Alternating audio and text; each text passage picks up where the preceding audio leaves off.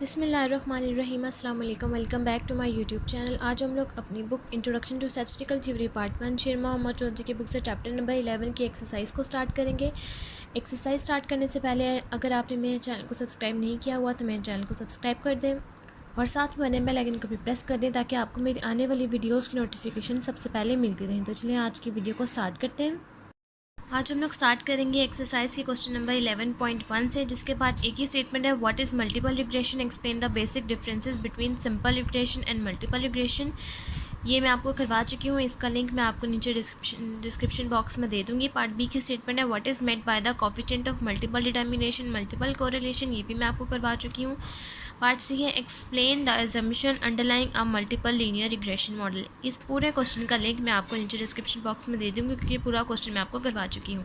आज हम लोग स्टार्ट करेंगे एक्सरसाइज के क्वेश्चन नंबर 11.2 से, जिसकी स्टेटमेंट है आपके पास, compare carry out the necessary computation to obtain the least square estimates of the parameter in the multiple regression model y is equal to alpha plus b1 plus beta 1 x1 plus beta 2 x2 plus e I given y की values हैं आपके पास x1 की और x2 की values हैं। अब हम लोग क्वेश्चन नंबर 11.2 को स्टार्ट करते हैं और इस पूरे क्वेश्चन को हम लोग सॉल्व कर लेते हैं।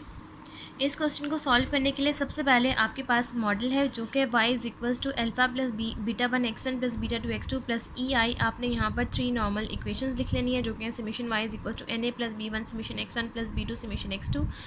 सेकेंड इक्वेशन है summation x1 y a summation x1 plus b1 summation x1 square plus b2 summation x1 x2 summation x2 y is equals to a summation x2 plus b1 summation x1 x2 plus b2 summation x2 square. ये तीनों equations हैं। इन equations के according आपने इन सारी values को, इन सारे summation को, इन सारे सम्स को निकाल लेना है।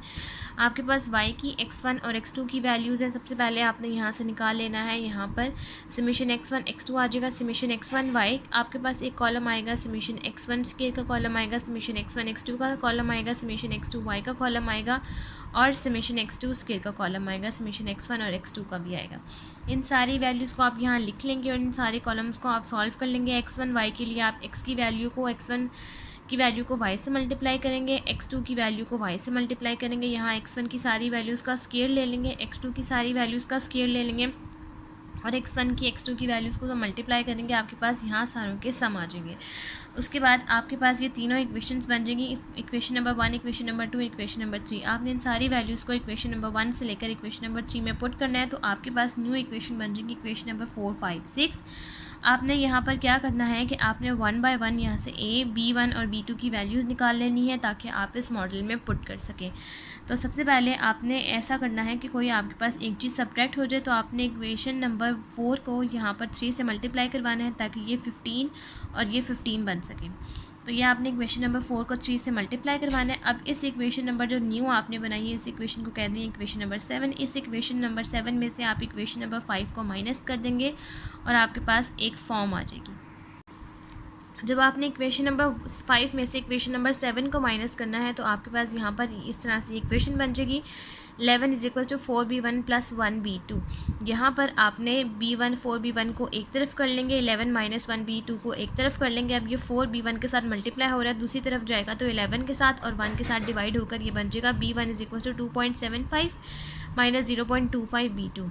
अब आपने यहाँ पर इस वैल्यू को पुट कर देना इक्वेशन नंबर 6 में, जहाँ पर आपके पास b1 की वैल्यू इस तरह से पुट हो जाएगी और यहाँ से आप a की वैल्यू निकाल लेंगे। a की वैल्यू निकालने के बाद आपने इस a की और b1 की वैल्यू को पुट कर देना इक्वेशन नंबर 7 में। यहाँ से आपके पास b2 की वैल्यू आ जाएगी 2.65 और इस 2.65 को आपने इस इक्वेशन में जो b1 की वैल्यू है 2.75 माइनस 0.25 b2 यहाँ पर पुट कर देंगे। आपके पास b1 की वैल्यू आ जाएगी और यहाँ पर आपके पास जो a की वैल्यू निकली थी 7.6 माइनस 1.4 b2, तो ये b2 की वैल्यू भी आप यहाँ पर जब पुट करेंगे तो आपके पास a का भी आंसर आ जाएगा। अब आपके पास a, b1, b2 के तीनों के आंसर आ चुके हैं। आप इस मॉडल में पुट कर देंगे तो आपके पास यहाँ पर मॉडल आ जाएगा y hat is equal to 3.8872 plus 2.086 x1 plus 2.65 x2। यहाँ तक क्वेश्चन नंबर 11.2 कंप्लीट हो गया। नेक्स्ट अब हम लोग सॉल्व करते हैं क्वेश्चन नंबर 11.3। क्वेश्चन नंबर 11.3 की आपके पास स्टेटमेंट है, गिवन द डाटा। आपके पास y, x1, x2 की वैल्यूज़ हैं। आपने पार्ट ए में कैलकुलेट करना है। यहाँ पर calculate the estimated regression equation that is y hat is equal to a plus b1 x1 plus b2 x2 for the above data. Part B में है state the meaning of the partial regression coefficient of B1 and B2। सबसे पहले आपने part A में same उसी तरह से करना है जिस तरह से आपने क्वेश्चन नंबर 11.2 किया। उसके बाद आपके पास यहाँ पर जो B1 और B2 की वैल्यूज़ निकल आएंगी, आपने उस पार्शियल रिग्रेशन कोफिशिएंट के अकॉर्डिंग उसको डिफाइन करना है कि ये आपके पास किस तरह से इसमें चेंज आ रहा है और किस तरह से इसमें अफेक्ट आ रहा है। अब हम लोग क्वेश्चन नंबर 11.3 को स्टार्ट करते हैं और इस पूरे क्वेश्चन को हम लोग सॉल्व कर लेते हैं। सबसे पहले क्वेश्चन नंबर 11.3 के पार्ट ए में सबसे पहले आपने वही तीन इक्वेशंस जो आपके पास है, summation y is equal to NA plus B1 summation x1 plus B2 summation x2, ये तीनों इक्वेशंस आपने 1 बाय 1 लिख लेनी है। अब आपके पास जो वैल्यूज़ हैं y की, x1 और x2 की, इस इक्वेशंस के अकॉर्डिंग आपने सारी वैल्यूज़ को इस इक्वेशन में पुट कर देना और इसके अकॉर्डिंग सारी वैल्यूज़ निकाल लेनी है। आपने यहाँ से summation x1 square, summation x1 x2, summation x2 y, summation x2 square, ये सारी वैल्यूज़ आपने 1 बाय 1 निकाल लेनी है। y x1 x2 x1 y x2 y x1 square x2 square x1 x2 सारी वैल्यूज़ को आप निकाल लेंगे और equation number 1, equation number 2, equation number 3 के अकॉर्डिंग सारी वैल्यूज़ को 1 बाय 1 पुट कर देंगे। आपके पास न्यू इक्वेशन बन जाएगी 4 5 6। अब आपने इक्वेशन 4 को मल्टीप्लाई कर देना है यहाँ पर 6 के साथ, ताकि आप इस a को कैंसिल आउट कर सकें। 5 को मल्टीप्लाई करेंगे 6 के साथ तो ये बन जाएगा 30 और ये 30 इससे कैंसिल आउट हो जाएगा। तो आपके पास न्यू इक्वेशन बन जाएगी जिसको आप कह देंगे इक्वेशन नंबर 7। अब आप इक्वेशन नंबर 7 में से इक्वेशन नंबर 5 को माइनस कर सकते हैं। तो आपके पास यहाँ पर न्यू इक्वेशन बन जाएगी जो कि है यहाँ पर B1 is equals to -0.5 plus 0.722 B2। उसके बाद आपने इस B1 की वैल्यू को किसी भी इक्वेशन में पुट कर देना है। मैंने यहाँ पर इक्वेशन नंबर 6 में पुट किया है, तो आपके पास यहाँ पर a की वैल्यू बन जाएगी 8.5 माइनस 6.28911 B2। अब a की और B1 की वैल्यू को भी आप किसी इक्वेशन में पुट कर सकते हैं। मैंने इक्वेशन नंबर 7 में पुट किया है। यहाँ से आपके पास B2 की वैल्यू आ जाएगी 0.636। अब यहाँ से आपके पास जो B2 की वैल्यू आ गई है, आपने इस B1 और a की वैल्यू में पुट कर देना है। तो आपके पास यहाँ पर B1 की वैल्यू भी आ जाएगी, a की वैल्यू भी आ जाएगी। फिर आपने अपनी एस्टिमेटेड रिग्रेशन इक्वेशन में पुट कर देना है। तो आपके पास पूरी इक्वेशन और ये पार्ट ए कंप्लीट हो जाएगा।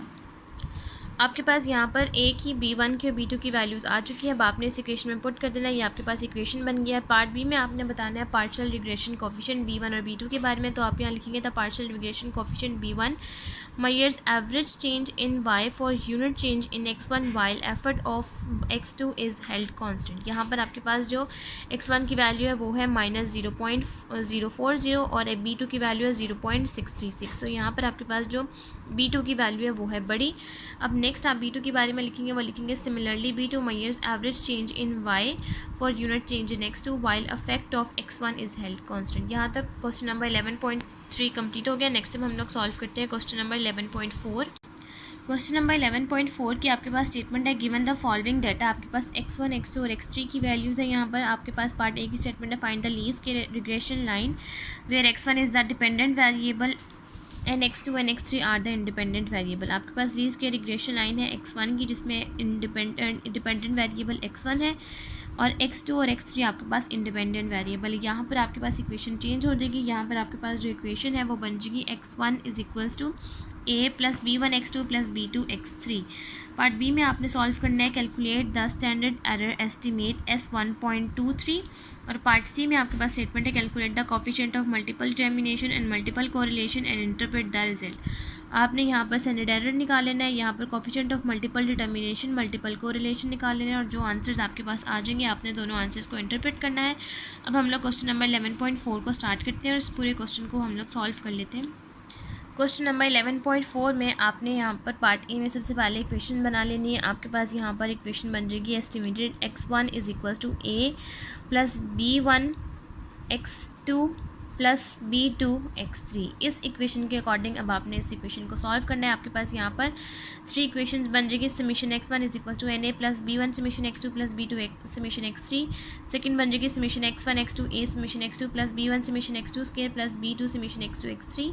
थर्ड बन जाएगी summation x2 x3 is equal to a summation x3 plus B1 summation x2 x3 plus B2 summation x3 square. यहाँ पर आप x1 x2 और x3 के अकॉर्डिंग सब समेशंस के अकॉर्डिंग जो आपको चाहिए यहाँ पर आप वो निकाल लेंगे। उसके बाद आपके पास इन तीनों इक्वेशंस की आपने वैल्यूज़ को यहाँ पुट कर देना है। Equation number 1, equation number 2, equation number 3 आपके पास बन जाएगी। अब आपने इक्वेशन नंबर 1 को मल्टीप्लाई करना है 11 से ताकि आप इस वाली किसी भी फॉर्म को सब्ट्रैक्ट कर सकें। तो यहाँ पर इक्वेशन नंबर 1 को 11 से मल्टीप्लाई करना है और इक्वेशन नंबर 2 को 2 से, तभी ये दोनों आपके पास सब्ट्रैक्ट हो सकेंगी।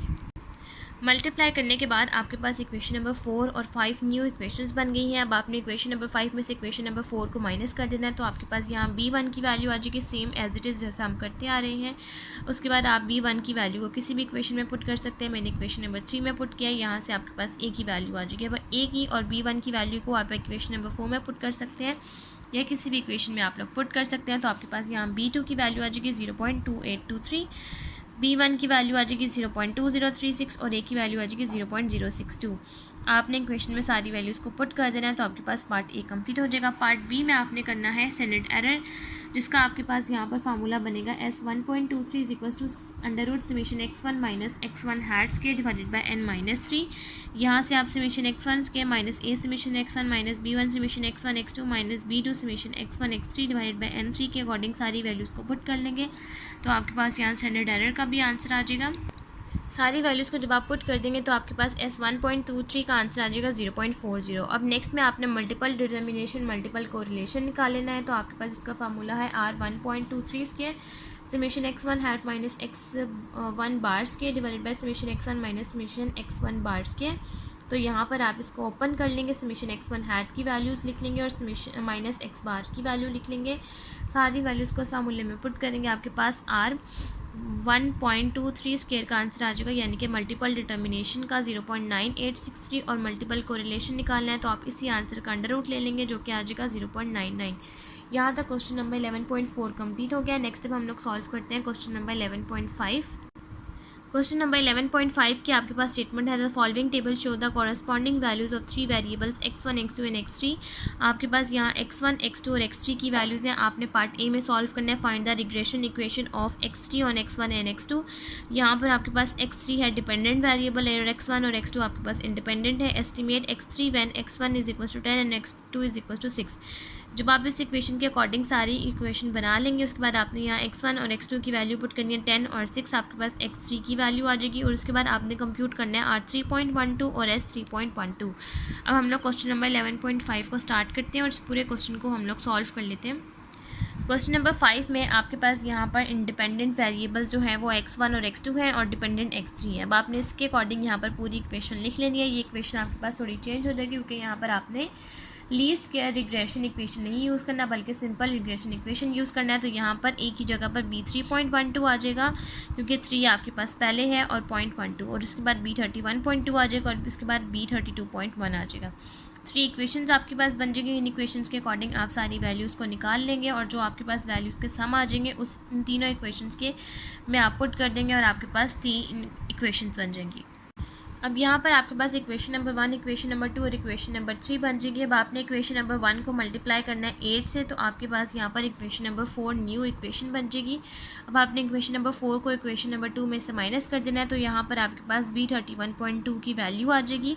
अब उसको आपने किसी भी इक्वेशन में पुट कर देना है, तो आपके पास यहाँ पर B3.12 की वैल्यू आ जाएगी। अब B3.12 और B31.2 इन दोनों की वैल्यूज़ को आप किसी भी इक्वेशन में पुट कर सकते हैं। मैंने यहाँ पर इक्वेशन नंबर 4 में पुट किया है।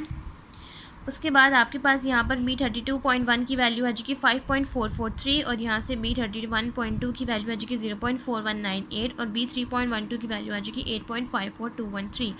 अब इन तीनों वैल्यूज़ को आप इक्वेशन में पुट कर देंगे, आपके पास इक्वेशन बन जाएगी। यहाँ तक पार्ट ए कंप्लीट हो गया। पार्ट बी में आपके पास x1 की वैल्यू है 10 और x2 की वैल्यू है 6। आप यहाँ पर इस x1 की जगह पर 10 पुट करेंगे और x2 की जगह पर 6 पुट करेंगे। आपके पास x3 हैट का आंसर आ जाएगा 45.398। उसके बाद c में आपके पास यहाँ पर है R3.12 जिसका फार्मूला है summation x3 hat minus x bar square divided by summation x3 minus x3 bar square. यहाँ पर आपने इस इक्वेशन को ओपन कर लेना। अब इस इक्वेशन के अकॉर्डिंग आप सारी वैल्यूज़ को पुट कर देंगे, आपके पास R3.12 स्क्वायर का आंसर आ जाएगा। आंसर आ जाने के बाद आपके पास यहाँ पर R3.12 बन जाएगा यहाँ पर 0.4019। अब इसी आंसर का अगर आप लोग स्क्वायर ले लेंगे यानी कि अंडर रूट ले लेंगे तो आपके पास R3.12 बन जाएगा यानी कि S3.12 बन जाएगा जो कि है आपके पास यहाँ पर 2.9886। यहाँ तक क्वेश्चन नंबर 11.5 कंप्लीट हो गया और हमारी आज की वीडियो भी यहीं तक कंप्लीट होती है। अगर आपको मेरी आज की वीडियो अच्छी लगे तो मेरी वीडियो को लाइक करें, मेरे चैनल को सब्सक्राइब करें, मेरी वीडियो को शेयर करें। और साथ में बने बेल आइकन को भी प्रेस कर दें ताकि आपको मेरी आने वाली वीडियोस की नोटिफिकेशन सबसे पहले मिलती रहे। आज की वीडियो के लिए थैंक यू। अल्लाह हाफिज़।